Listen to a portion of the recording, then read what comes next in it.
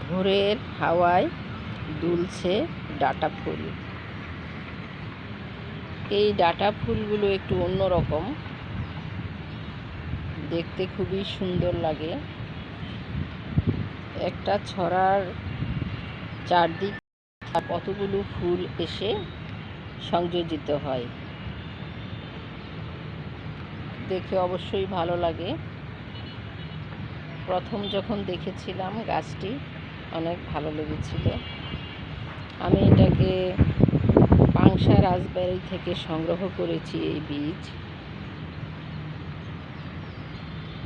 এরকম ডাঁটার ফুল আপনারা অন্য আর কোনো গাছ কিনা জানাবেন, আর এই ফুলটি দেখতে কেমন লাগে সেটাও জানাবেন।